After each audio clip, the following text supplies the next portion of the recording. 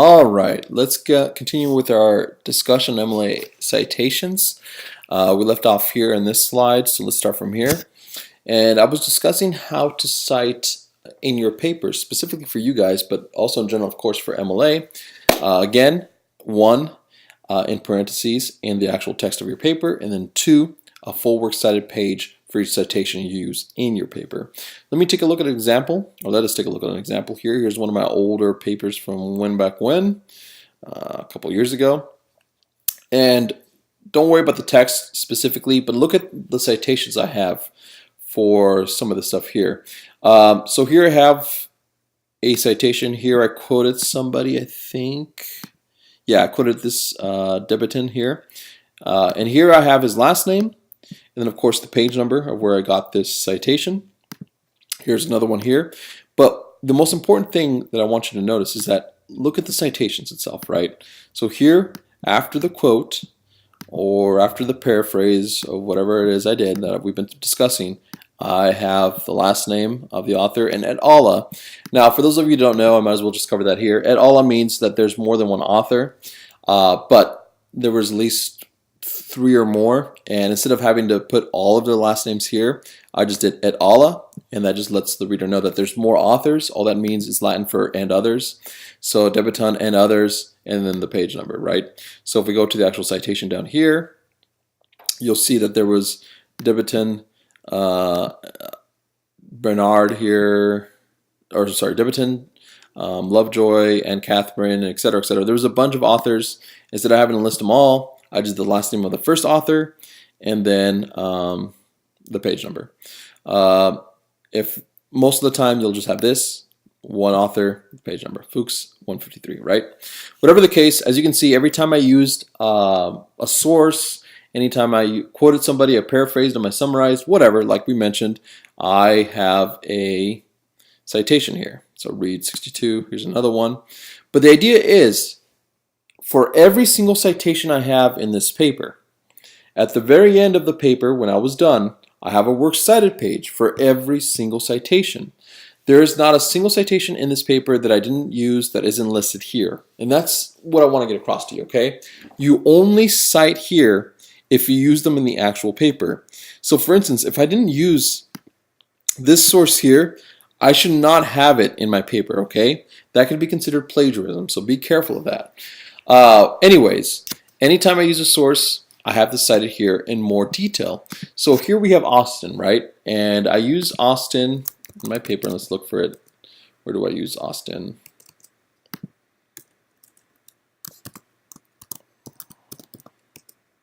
Here. So I used Austin here. I introduced her, and then I said I used Austin here, 119, 166, etc. Right? So as such, the first thing I should see on the works cited page is Austin, right? Because first of all, works cited page, they have to be in alphabetical order. But second, the first letter or word or author's last name or what have you should be the first thing you see in the works cited page, so it collaborates with what's inside your text. So see Austin here, and the first thing I see in the works cited page is Austin there, right? So as you can see here, Austin, Lisa, and then here's the title of her work. Here's where the journal it came from, the volume it came from, the number it came from, the year, and 119, 166 web. One thing I want to discuss here is that these MLA citations you have here are actually older. This is MLA 7, and you guys are going to learn MLA 8. As such, if this was MLA 8, I just have a little bit more information than what's necessary now. This is all that's needed now for MLA 7. Either way, that is how it works when it comes to citing in your text and in the works cited page. Make sure you have a works cited page with the sources listed of what you used in your paper, okay? Again, it doesn't have to be perfect, but I do want you to make the attempt, especially for this first paper, so I can help you with this, all right? So let's continue on with our lesson here. So MLA guides, usually, of course, intake citation, you would have the last name and then the page number. Works cited would have the more in-depth information as I showed you before. Here's another example of that, Polar 188. Here is an interesting way of doing it. So basically, if you introduce the author, as done here, Polar argues that global warming will help heat our jacuzzis, Well, you don't have to put polar again. You just put the number 122, right? Because it would be kind of redundant. Where do you know polar was the one that you used? No need to put polar 122. Of course, if he didn't have that, if he just said he argues that global warming will heat up our jacuzzis, well, we don't know who that he is, so you would do polar 122. Okay, you don't have to do this, but it is something that looks more professional, especially once you get more of a handle of it. Here we have no author, and this happens. It does happen. So what we do if we don't have an author, we use the title of the work. So Save My Greenhouse is the title, and we have a page number in this case. Okay, this may happen a lot online, but of course online you wouldn't have a web page or not a web page. I'm drawing a blank here for some reason. You wouldn't have a page number. You would have a URL, and that's what you would have here. And I'll show you an example of that. Anyways, moving on. Here we have Smith states some interesting facts about changing the world temperature, 123 to 25. What that means is that this idea covers multiple pages. So 123, 124, 125, and that's the range it covers. Here, John alludes to this premise in pages 136, 137, 138, 139, and page 145. That's all this means here. Two works cited, basically, these two authors say the exact same thing you're saying, and this is how you're able to prove it. So we have first here Taylor 54, semicolon, and then Thomas 327. That lets you know that these authors support your premise, and that's a great way to make a strong argument. Say you're arguing that, something that's should be well known. Global warming is happening, right? So you have a list of authors that support that idea, right? So Taylor 54, semicolon, Thomas 327, semicolon, Ariano's 58, semicolon, yada, yada, yada. However many you have, right? And here, again, this is what happens when you have a work with multiple people have the same last name, or that use that author with several of his works. So the way to differentiate between all those is having Smith, a shortened version of their title, our environment, and then of course the page number. Don't foresee that happening too much in this class, but if it does, this is how you would do it. And of course, if you're not quite sure, shoot me an email.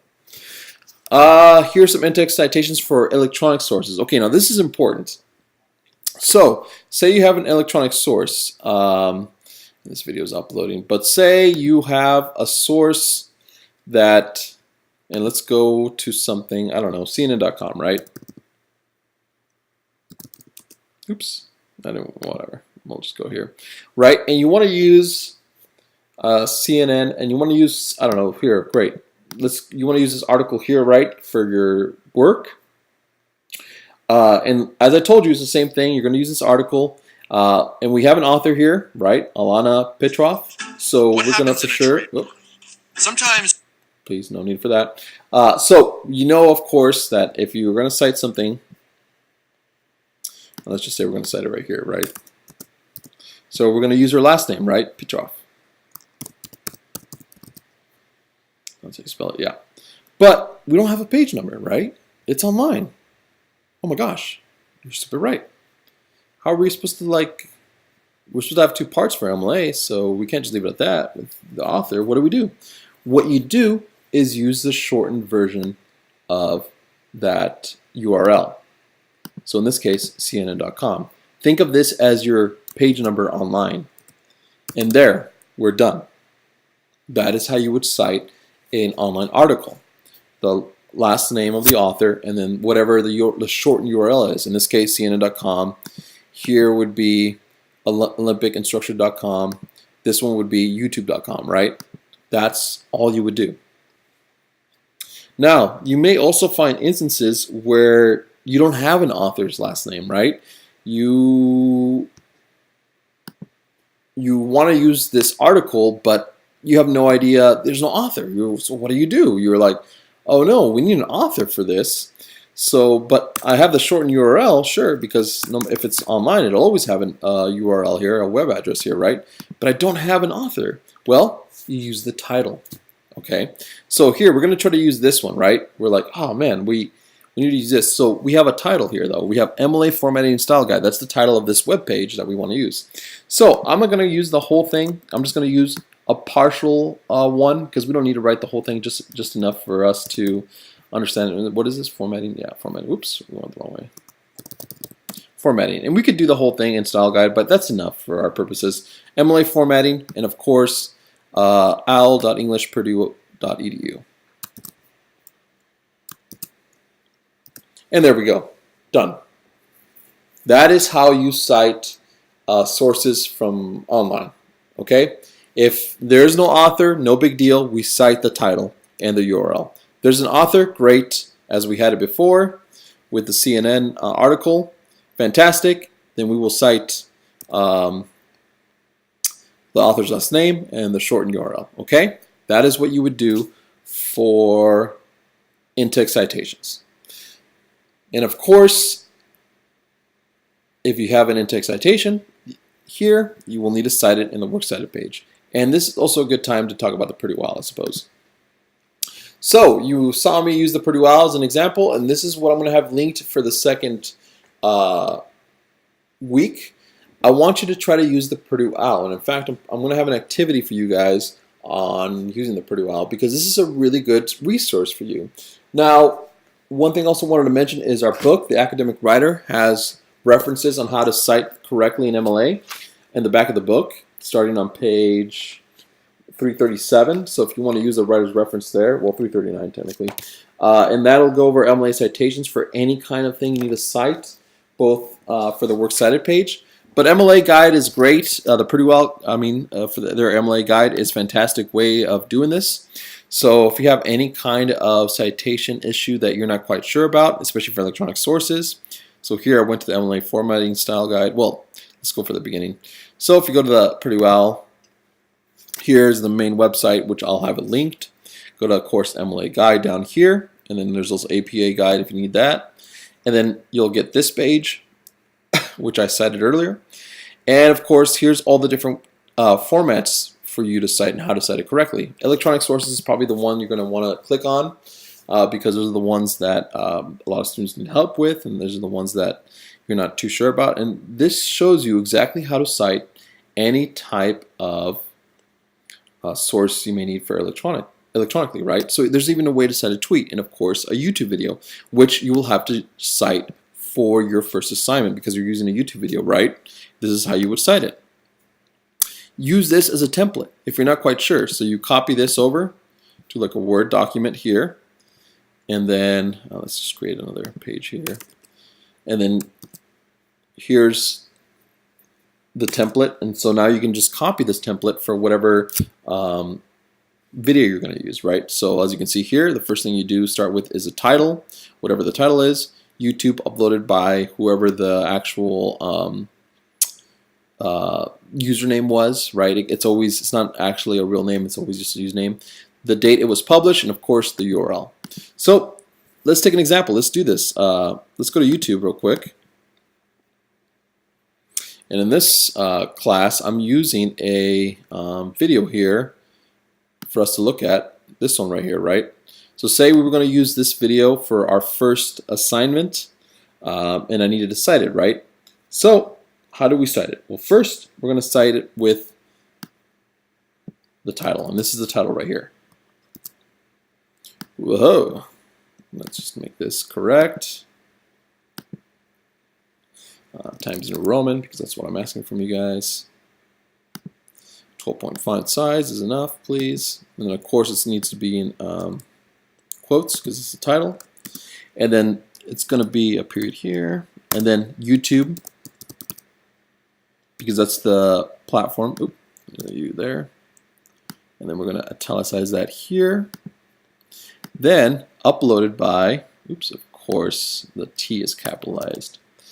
Uploaded by, I don't know who uploaded it. Let's check here in a second. Who uploaded this video? Donald Glover. Makes sense. In this case, you know, it's his actual name. Donald Glover. But in most cases, it's not. It's usually, you know, like a username. But that's what we have, Donald Glover. And then when was this uploaded? May 5th, 2018. So we're going to do 5 May 2018, comma. And the last thing, of course, is the URL. And we'll paste that right here.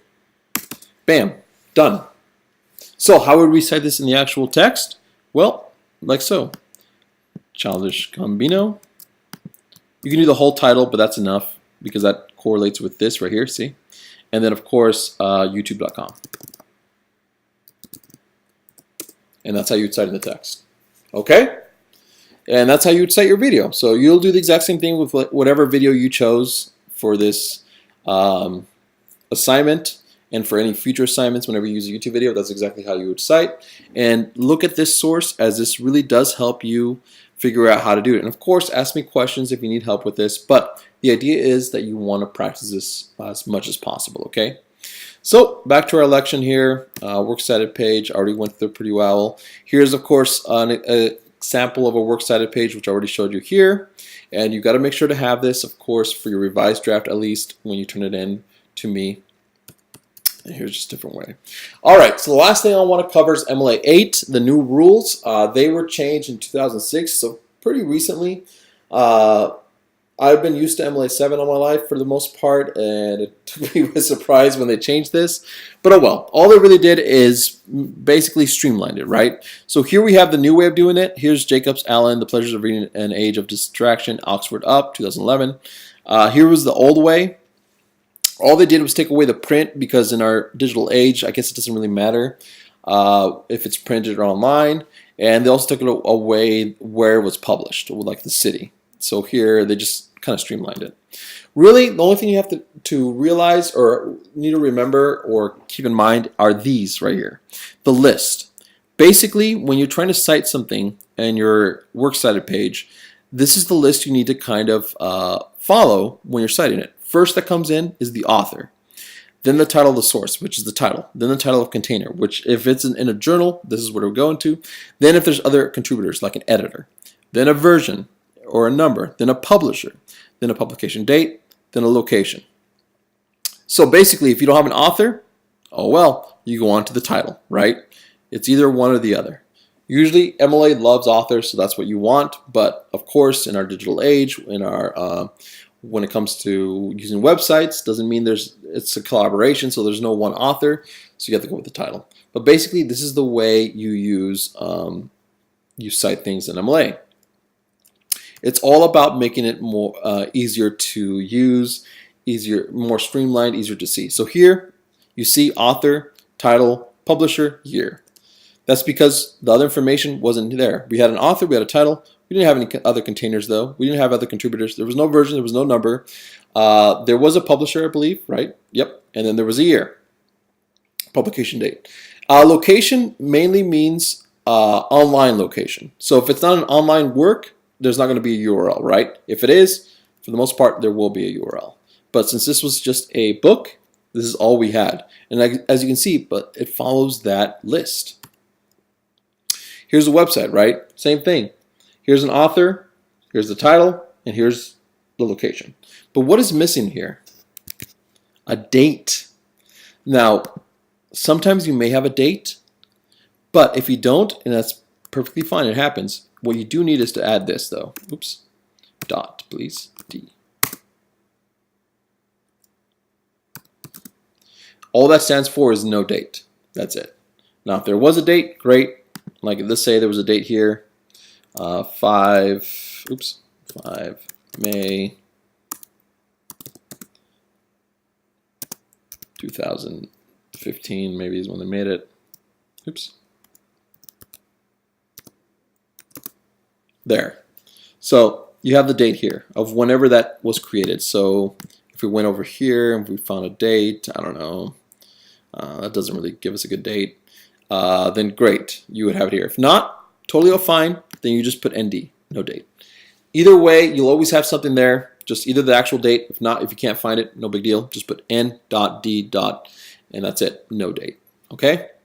So that is my quick rundown MLA 8 citations. Again, you don't necessarily need to be perfect at it. It's something that you just need to work at. But I do want you to start to get used to them because it does seem like, oh, it might be a pain or not, but it's a very important, especially when it comes to writing in English classes. As such, make sure to practice this and do it for your papers, all right? Okay, let's end it there. It's long enough video, so we'll stop that. I will see you in my next lesson, all right?